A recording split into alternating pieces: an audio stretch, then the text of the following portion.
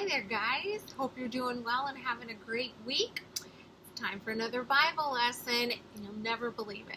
We are on the last little bit. The alphabet is going to wrap itself up pretty soon. That means we've had a lot of Bible lessons. So, we got to review before we reveal today's letter. So, here we go. A was for Aaron. B was for Bible. C was for Christ. D, David. E, eyes. F, 40. G, Sea of Galilee. You know what's up. H was for Hannah.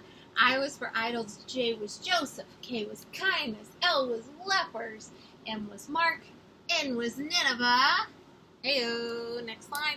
O was for olives. P was for prayer. Q was for Queen Esther. R was for running. S was for Samson.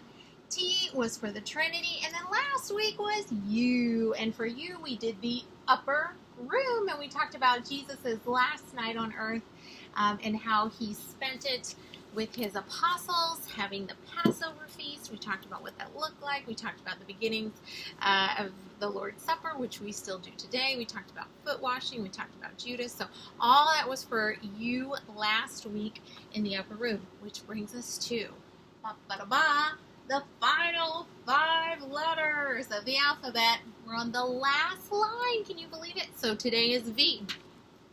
Not a whole lot of V words in the Bible. I mean, there's a couple. But we're going to tackle something that Jesus talked about himself. Back when we talked about C for Christ all those many weeks ago, I think that was the week of Easter, by the way. I believe so. We talked about C for Christ. We talked about the different names for Christ, how he's the Good Shepherd and things like that. And so V is going to be another name that Christ gives himself. And he calls himself the true vine. Oh, we're going to talk a little bit about plants. Are you ready? Should be. It's going to be great. So our story comes from the book of John, which is going to be that 4th gospel in the New Testament. So Matthew, Mark, Luke, and John. And last week I shared with you guys that John is my favorite out of all the gospels because it's very colorful. Lots of good stories and fun adjectives, which I love. So our story, our Bible story today comes from John 15. And so Jesus is talking to a crowd of people, and he's going to give them a parable. So again, parable is going to be an earthly story that typically has a heavenly meaning. More often than not, well, I mean, they kind of went both ways. Sometimes they were really easy to understand, and I feel like ours is going to be fairly easy. Other times they were a little mysterious. And so for a lot of people that heard Jesus tell those types of parables that were like that, they kind of walked away rolling it over in their head and kind of thinking a little bit deeper, and maybe the next day they woke up and they're still thinking about it. So all the parables work in different ways, and you can kind of glean different things from them, right?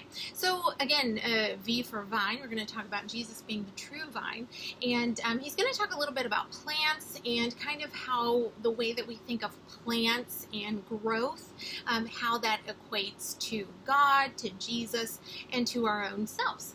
So wrote out a little drawing for you guys. So this is going to be our branch, and the Bible tells us, Jesus himself says that he is the true vine. So he's going to be this main plant here. So this is Jesus.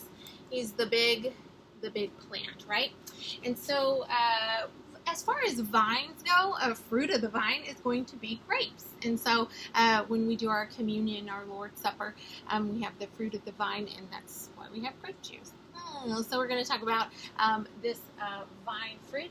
Now, if Jesus is the true vine, we are the branches that go on that vine. And so picture yourself as a little branch hanging off the true vine that is Jesus. So that's him and that's us. So this is a really good parallel for Jesus to use. We can easily picture this in our mind. And of course, I drew it out for you. And the people who were listening to Jesus tell this, they could see it themselves. They probably had a lot of experience with different plants. And so they were really able to follow closely to how this went. So again, Jesus is going to be the true vine, and then we're going to be the branches. So the branches are us. going to be us right here. And as long as we are with the true vine and we're growing, we're staying connected to Jesus, we are going to start to bear fruit. And so bearing fruit means starts to get fruitful, right? So we're going to start we're going to act like Jesus. We're going to love our neighbor as ourselves. We're going to love God with all of our heart, all of our soul, all of our mind. And so picture us, we're connected to Jesus, and those grapes just start popping up on us, right? The more Christ-like we are, the more grapes we're going to have. The more oftentimes that we're able to show love and kindness and patience, all those great fruits of the Spirit, our little fruit here is going to get a little bit bigger and bigger and bigger and bigger. And this is kind of a way to picture ourselves for our whole life. Now, Jesus also talks about how in this parable, that's my phone. Jesus also talks about in this parable how the gardener is God.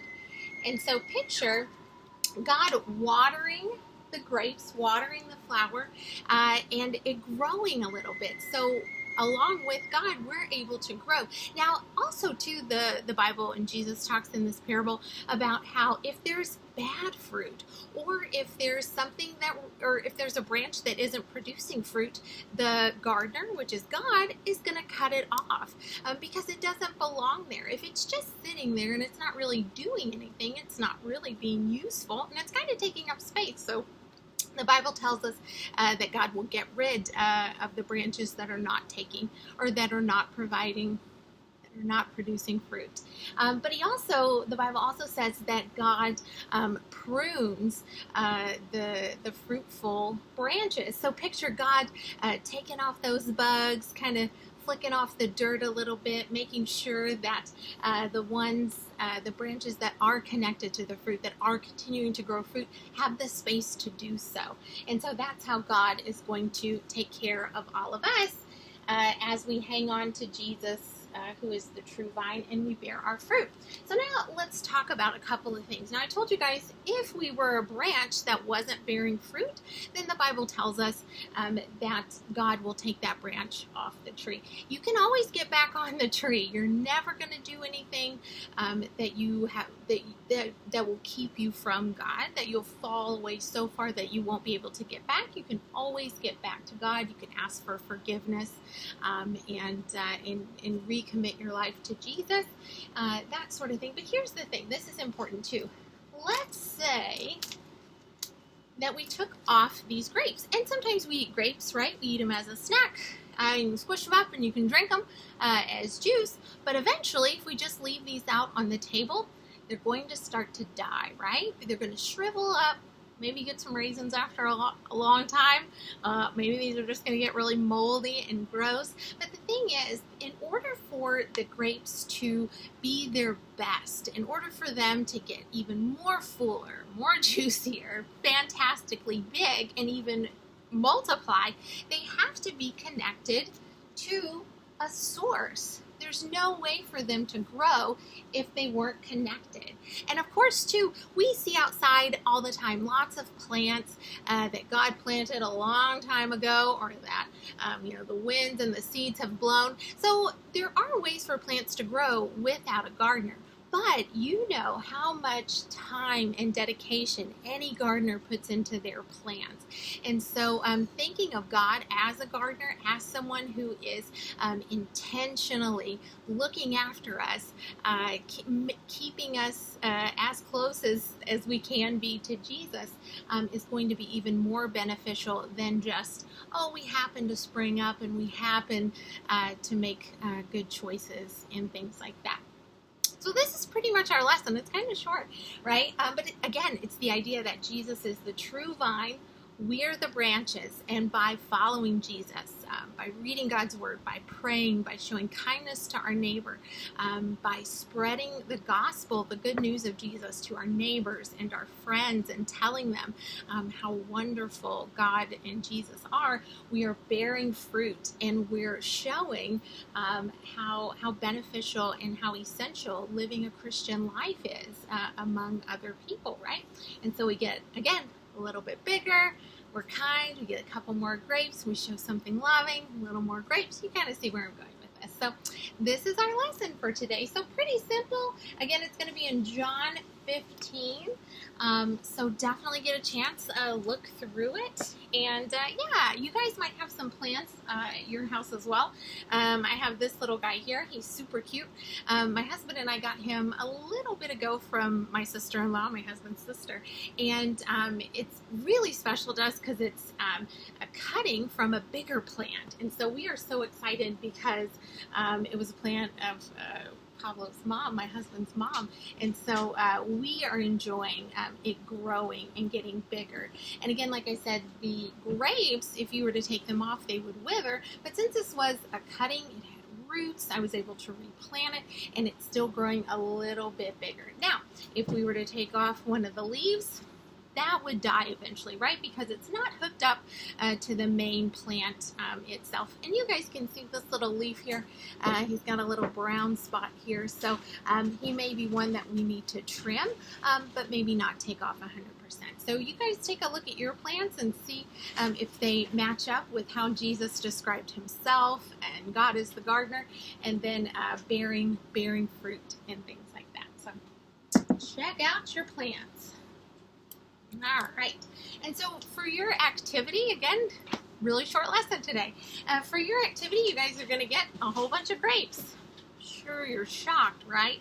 So what we're going to do with these grapes is I invite you guys to color them, decorate them, but put on some things that you can do to bear fruit. So maybe, again, the fruits of the Spirit are always really helpful in thinking about this, but maybe think of ways that you can show love, right?